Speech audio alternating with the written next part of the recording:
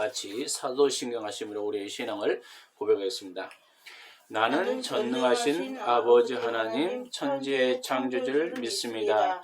나는 그의 유일하신 아들 우리 주 예수 그리스도를 믿습니다. 그는 성령으로 잉태되어 동정녀 마리에게서 나시고 본디오 빌라도의 고난을 받아 십자가에 못 박혀 죽으시고 장사된 지 사흘 만에 죽은 자 가운데서 다시 살아나셨으며 하늘에 오르셔 전능하신 아버지 하나님 우편에 앉아 계시다가 거기로부터 살아있는 자와 죽은 자를 심판하러 오십니다.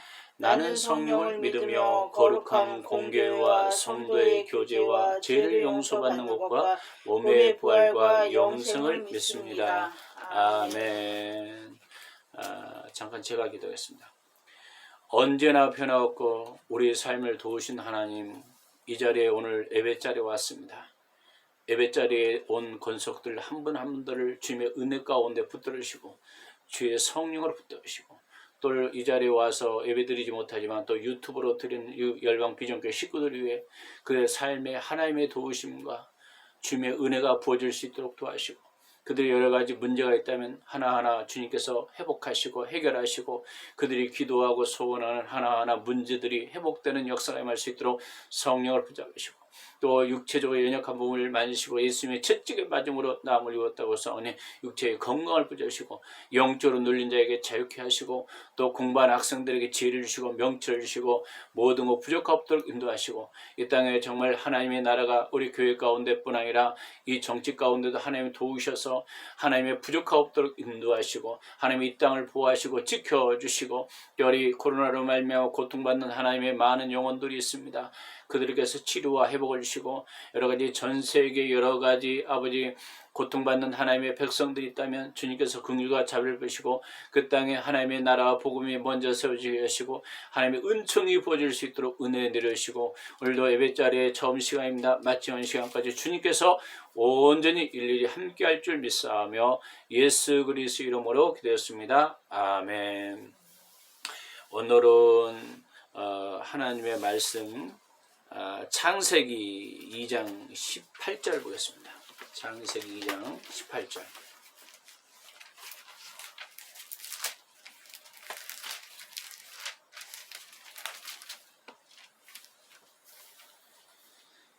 이 장 18절 한번 한 목소리로 한번 읽어보겠습니다. 시작.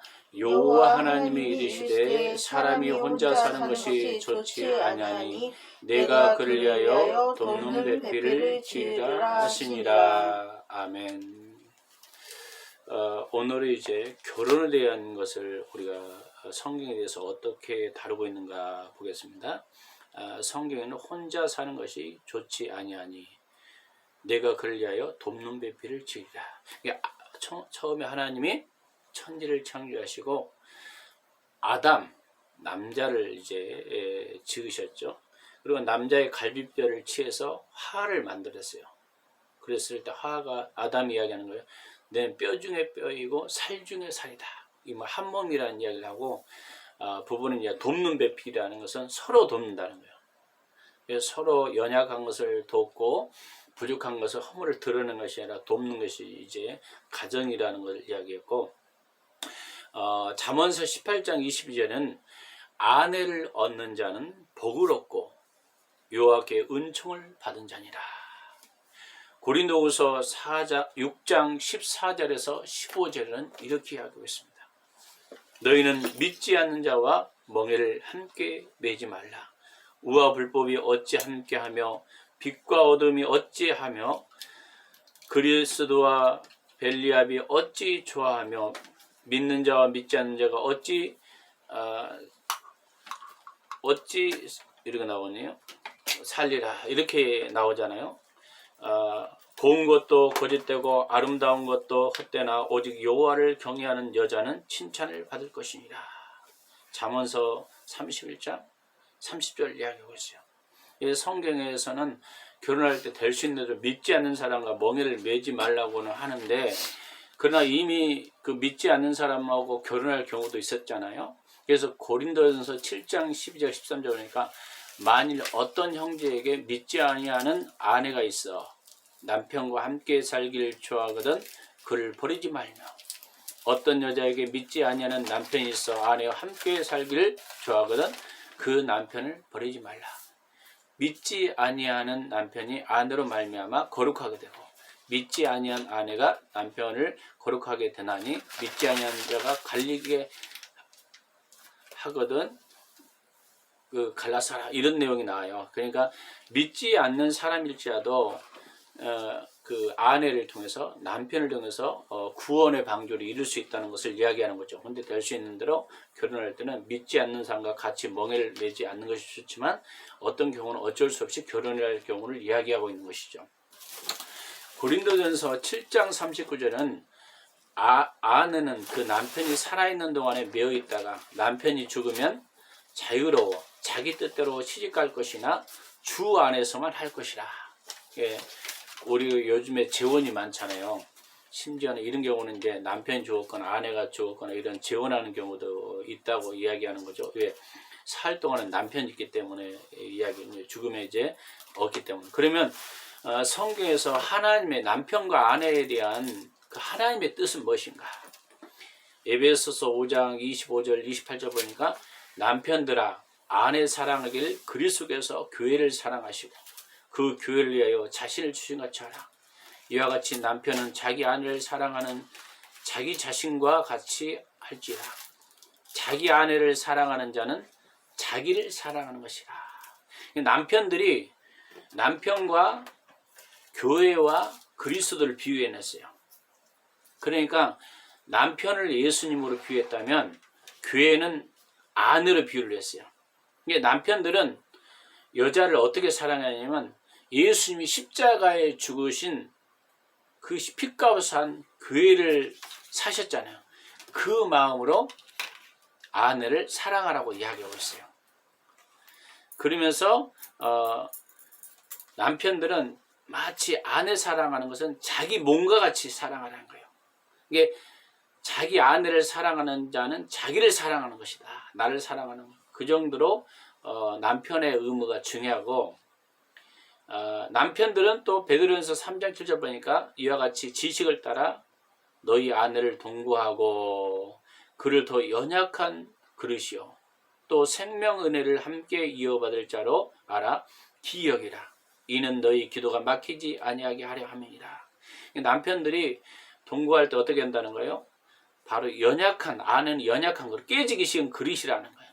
그러니까 남자로서 철저히 여자를 보호하고 지키고 가정의 파수꾼을 돼야 되는데 요즘에 막 폭력이 일어나고 막 이런 것들이 있잖아요. 그러니까 하나님의 기준에 맞지 않는 겁니다.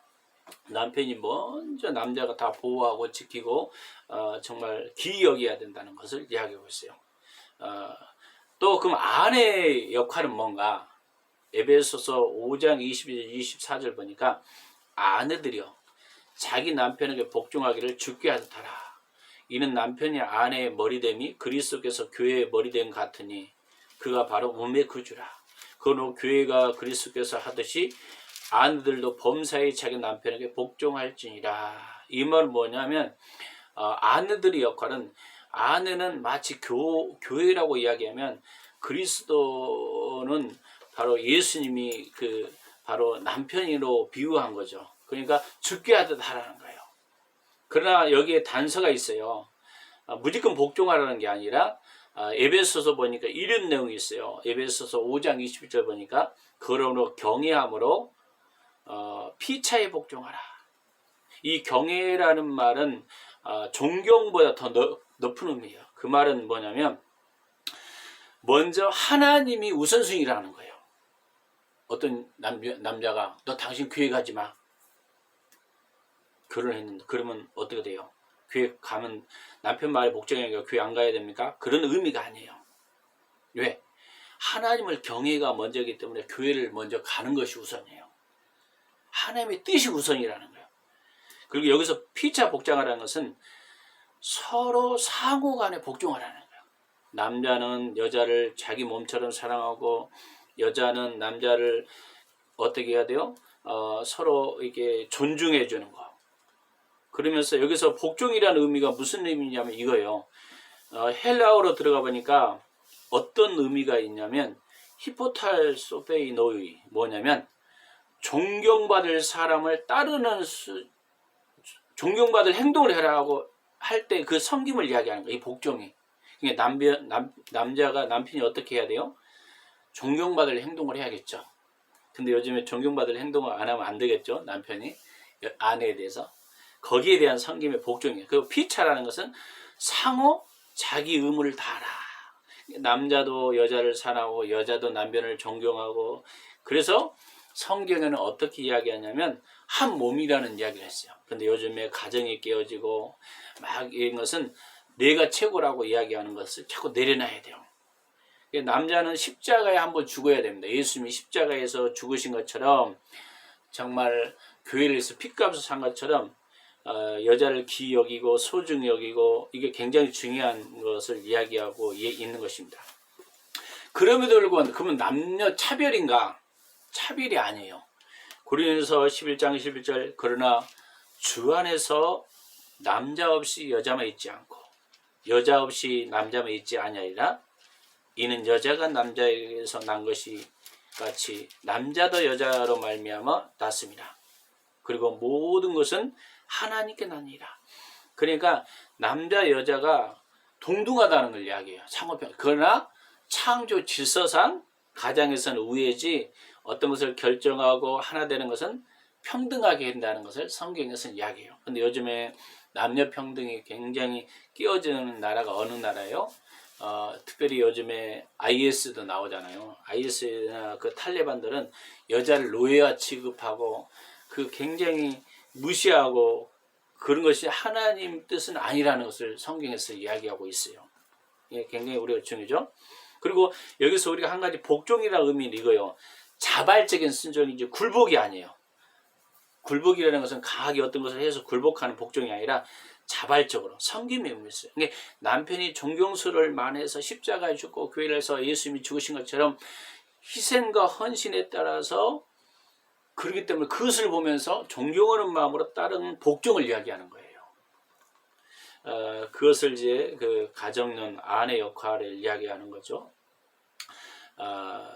또 잠언서 31장 12절 26절 1절 보니까 그런 자는 살아있는 동안에 그의 남편에게 선을 행하고 악을 행하지 아니하느니. 26절 1절 입을 열어 지혜를 베풀며 그 혀로 인애의 법을 말하며 자기 집안일을 보살피며 게을리 얻는 양식을 먹지 아니라.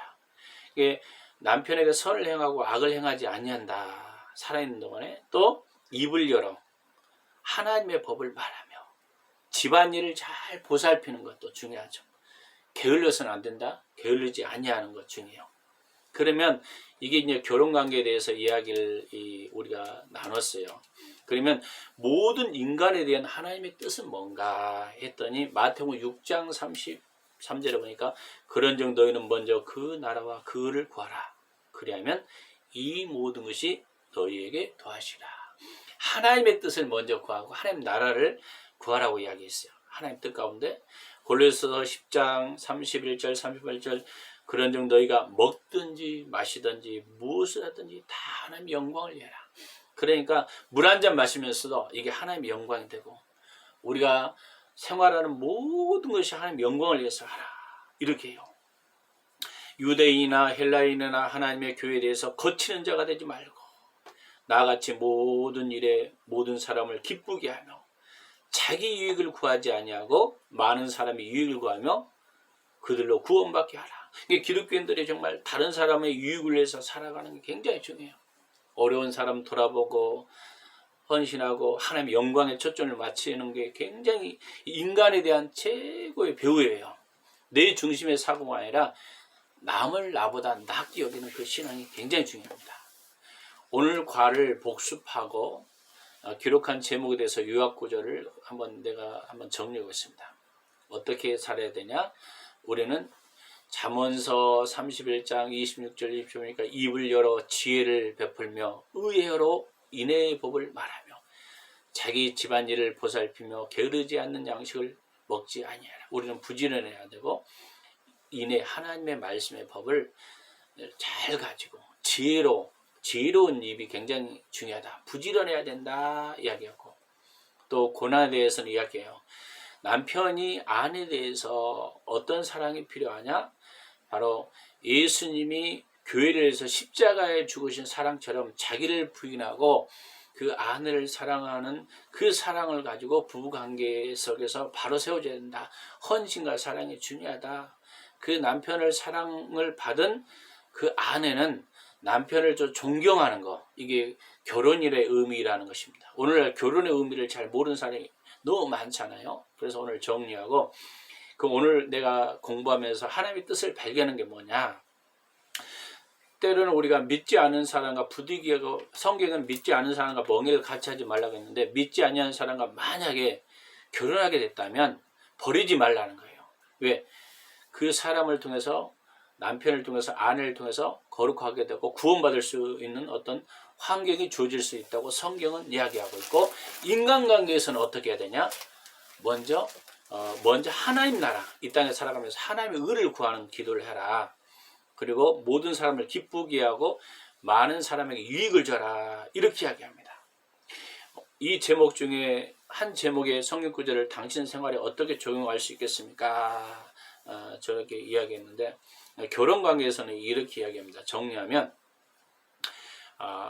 남편은 어떻게 해야 되니까 아내를 귀한 것으로 그릇처럼 사랑하고 귀하게 여겨야 하고, 아내는 어떻게 해야 돼요? 존경해야 됩니다. 남편은 심지어는 자기 몸처럼 아내를 사랑하는 것은 자기를 사랑하는 것이다 이야기했어요. 그래서 어떤 분이 가정상담자가 이렇게 얘기했어요. 내가 원하는 남편이 되지 말고 아내가 원하는 남편이 되라. 근데 이게 참 어려운 것 같더라고. 살다 보니까 아내가 원하는 남편이 어떻게 돼? 그 말은 남편이 잘 들어주고 공감해주고 소통해주고 이런 생활을 하라는 것입니다. 오늘 이제 우리 자녀들은 결혼하진 않았는데 미래를 위해서 미리 성경 공부를 이제 한 구절씩 하다 보니까 내비게이터를 하다 보니까 오늘은 결혼에 대해서 이야기를 하는 것 같아요. 이게 결혼의 관이 바로 세워져야 돼요.